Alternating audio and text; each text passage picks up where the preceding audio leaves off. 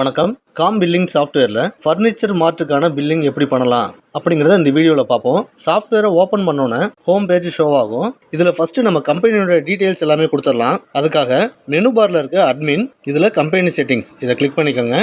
இந்த செக்மெண்ட்டில் கம்பெனியோட name, address, mobile number, GST number இந்த டீட்டெயில் எல்லாமே கொடுத்துட்டு பில் பிரிண்ட்டில் கம்பெனியோட லோகோ செட் பண்ணணும் அப்படின்னா இந்த இடத்துல லோகோ செட் பண்ணிக்கலாம். இந்த டீட்டெயில் எல்லாத்தையுமே கொடுத்ததுக்கப்புறமா கண்ட்ரோல் எஸ் கொடுத்து சேவ் பண்ணிக்கோங்க. இப்போ ஹோம் பேஜ் போகலாம். நம்ம அடிக்கடி யூஸ் பண்ணுற செக்மெண்ட் எல்லாமே ஐக்கானாக இங்கே கொடுத்துருக்கோம். இதை கிளிக் பண்ணி ஓப்பன் பண்ணிக்கலாம். அது மட்டும் இல்லாமல் அதுக்கான ஷார்ட்கட்ஸும் இந்த இடத்துல கொடுத்துருக்கோம். இதை யூஸ் பண்ணியும் செக்மெண்ட்டை ஓப்பன் பண்ணிக்கலாம். ஃபஸ்ட்டு நம்ம ஐட்டம் கிரியேஷன் பார்த்துடலாம். அதுக்கு இந்த ஐக்கானையும் கிளிக் பண்ணலாம். அப்படி இல்லைன்னா இந்த ஹோம் பேஜில் இருக்கப்ப இதுக்கான ஷார்ட்கட் கீ அதை ப்ரெஸ் பண்ணி ஓப்பன் பண்ணிக்கலாம். இந்த செக்மெண்ட்டில் ஐட்டமை தனித்தனியாகவும் கிரியேட் பண்ணிக்கலாம். அப்படி இல்லைன்னா பல்காகவும் இம்போர்ட் பண்ணிக்க முடியும். நான் இப்போ ஒரு ஐட்டமை கிரியேட் பண்ணி காட்டுறேன். இந்த ஐட்டம் நேம் அப்படிங்கிற இடத்துல ஆஃபீஸ் டேபிள் ஸ்டீல்னு கொடுக்குறேன். இப்போ ஒரு என்ட்ரு பண்ணும்போது மேலே என்ன நேம் கொடுத்துருந்தோமோ அது அப்படியே கீழே ஷோ ஆகும். இந்த பிரிண்ட் நேம் அப்படிங்கிறது பில் பிரிண்ட்ல இந்த பொருளுடைய நேம் எப்படி வரணும் அப்படிங்கிறது தான். பில் பிரிண்ட்லயும் இதே நேம் வரட்டும் அப்படின்னா ஒரு என்ட்ரு பண்ணிக்கோங்க. இந்த ஐட்டம் கோட் அப்படிங்கிறது நீங்க பார்கோட் ஸ்கேனர் யூஸ் பண்றீங்க அப்படின்னா இந்த இடத்துல கர்சர் இருக்கும்போது பொருளுடைய பார்கோடை ஸ்கேன் பண்ணீங்கன்னா ஐட்டம் கோட் ஜென்ரேட் ஆயிரும். பார்கோட் ஸ்கேனர் யூஸ் பண்ணாட்டியும் மேனுவலா இந்த ஐட்டம் ஈஸியா பிக் பண்ற மாதிரி ஆல்பபெட்லயோ இல்ல நியூமரிக்லயோ நம்மளுக்கு தெரிஞ்ச மாதிரி ஒரு கோடு கொடுத்துக்கலாம். நான் இப்போ ஆஃபீஸ் டேபிள் அப்படிங்கிறதுனால ஓடி அப்படின்னு கொடுக்குறேன். இந்த சேல் யூனிட் அப்படிங்கிறது நாம என்ன யூனிட்ல பொருளை விற்கிறோம் அப்படிங்கிறத கொடுக்கணும். மேக்ஸிமம் ஃபர்னிச்சர் அப்படிங்கிறதுனால நம்பர்ஸ், பீசஸ் இந்த மாதிரி கொடுத்துக்கலாம். பர்ச்சேஸ் யூனிட்லயும் நம்பர்ஸ் கொடுத்துக்கிறேன். இங்க இருக்கிற குரூப், கம்பெனி, கேட்டகரி இந்த மூணுமே ரிப்போர்ட்ஸ் பார்க்கும்போது டேட்டாவை ஃபில்டர் பண்ணி எடுத்துக்கலாம். இந்த குரூப்ல மட்டும் எவ்வளோ சேல் ஆயிருக்கு, எவ்வளோ ப்ராஃபிட், இந்த கம்பெனியில மட்டும் எவ்வளவு அப்படின்னு தனித்தனியாக நம்ம ஃபில்டர் பண்ணி எடுத்துக்கலாம். அது மட்டும் இல்லாமல் நம்ம குரூப் வைஸா, கம்பெனி வைஸா பல்காக அப்டேட்டும் பண்ணிக்க முடியும். இப்போ இந்த குரூப்புங்கிற இடத்துல நான் டேபிள்னு கொடுத்துக்கிறேன். கம்பெனியில் கோத்ரேஜ்னு கொடுத்துக்கிறேன். இப்போ இந்த இடத்துல பொருளுடைய MRP, purchase rate, sale rate இதெல்லாமே கொடுத்துக்கலாம். நீங்கள் ஹோல்சேலில் கொடுக்குறதா இருந்தால் ஹோல்சேல் ரேட்டும் ஹோல்சேல் குவான்டிட்டியும் கொடுத்துக்கலாம். இந்த ஸ்டாக் அப்படிங்கிற இடத்துல இந்த டேபிள் இப்போதைக்கு எவ்வளவு குவான்டிட்டி இருக்குது அப்படிங்கிறத இங்கே கொடுத்துக்கோங்க. ஸ்டாக் மெத்தடில் காஸ்ட் வைஸ் கொடுத்துக்கிறேன். நீங்கள் ஜிஎஸ்டி பில் போடுறதா இருந்தால் இந்த பொருளுக்கான HSN code, input tax, output tax கொடுத்துருங்க. இந்த பொருளுக்கு ஸ்டாக் மெயின்டைன் பண்ணுறதா இருந்தால் இந்த மெயின்டைன் ஸ்டாக் அப்படிங்கிற இடத்துல எஸ் கொடுத்துருங்க. எல்லா டீட்டெயிலும் கொடுத்ததுக்கப்புறமா கண்ட்ரோல் எஸ் கொடுத்தீங்கன்னா சேவ் ஆயிரும். நம்ம கிரியேட் பண்ண ஐட்டம் இந்த இடத்துல ஷோ ஆகும். இந்த ஐட்டமோட டீட்டெயிலை ஏதாவது மாடிஃபை பண்ணணும், எடிட் பண்ணணும் அப்படின்னா இதை டபுள் கிளிக் பண்ணுங்க. டீடைல்ஸ் எடிட் மோடுக்கு வந்துடும். இப்போ நம்ம சேஞ்சஸ் இருந்துச்சுன்னா பண்ணிக்கலாம். சேஞ்சஸ் எதுவும் பண்ணலை அப்படின்னா நியூ கொடுத்துருங்க. அடுத்ததா ஐட்டம் லிஸ்ட் நம்மகிட்ட இருக்கிறப்ப அதை எப்படி பல்காக இம்போர்ட் பண்ணலாம் அப்படிங்கிறத பார்க்கலாம். இங்கே இருக்கிற இம்போர்ட் அப்படிங்கிற பட்டனை கிளிக் பண்ணுங்க. உங்கள் சிஸ்டமில் ஐட்டம் லிஸ்ட் எந்த இடத்துல இருக்கோ அதை செலக்ட் பண்ணிக்கோங்க. ஓப்பன் கொடுத்துருங்க. இதில் இம்போர்ட் ஃபைல் ஹெட்ஸையும் எக்ஸல் ஃபைல் ஹெட்ஸையும் மேட்ச் பண்ணுங்க. அடுத்ததா செக் இம்போர்ட் இதை கிளிக் பண்ணுங்க. போதும். இப்போ நம்ம லிஸ்ட்டில் இருந்த ஐட்டம்ஸ் எல்லாமே சாஃப்ட்வேருக்கு வந்துருச்சு. ஐட்டம்ஸ் செக்மெண்ட் பற்றி பார்த்தோம். அடுத்ததா நம்மளுடைய சப்ளையர்ஸ், கஸ்டமர்ஸ் இவங்களுடைய டீட்டெயிலை எப்படி கிரியேட் பண்ணுறது அப்படிங்கிறத பார்க்கலாம். ஹோம் பேஜுக்கு போகிறேன். இதில் இங்கே இருக்கிற கான்டாக்ட்ஸ் அப்படிங்கிற ஐக்கானை கிளிக் பண்ணுங்கள். இந்த செக்மெண்ட்டில் நம்மளுடைய கஸ்டமர்ஸ், சப்ளையர்ஸ், ஸ்டாஃப் இவங்களுடைய டீட்டெயிலை நம்ம கிரியேட் பண்ணிக்கலாம். ஃபஸ்ட்டு ஒரு சப்ளையரை கிரியேட் பண்ணுவோம். கான்டாக்ட் நேம் அப்படிங்கிற இடத்துல சப்ளையருடைய கம்பெனி பேர் கொடுங்க.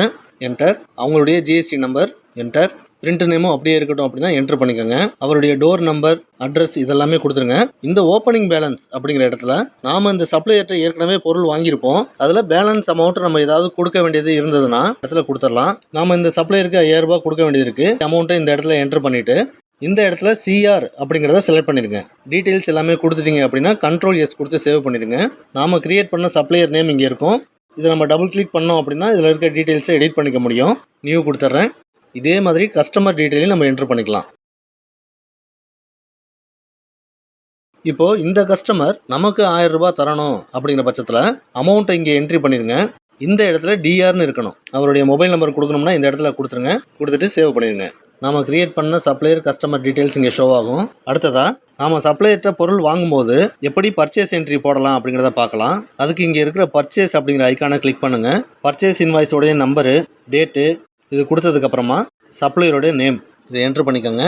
சப்ளையரை செலக்ட் பண்ணோன்னே அவருடைய டீட்டெயில்ஸ், பேலன்ஸ் அமௌண்ட்டு இது எல்லாமே இங்கே சைடில் ஷோ ஆகும்.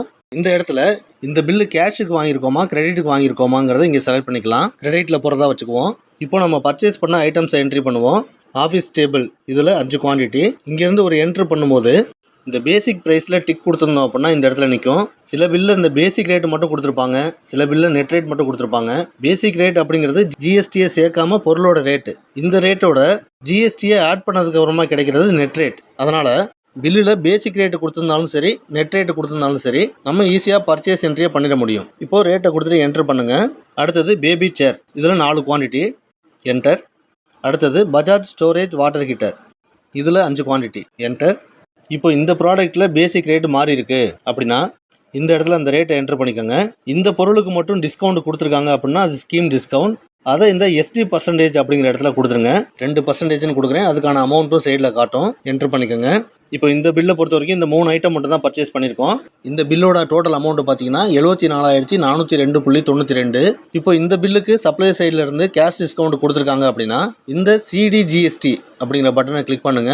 அப்படி இல்லைன்னா கீபோர்டில் F9 கீயை ப்ரெஸ் பண்ணுங்க. இந்த செக்மெண்ட் ஓப்பன் ஆனோன்னே கர்சர் சிடி பர்சன்டேஜ் அப்படிங்கிற இடத்துல நிற்கும்.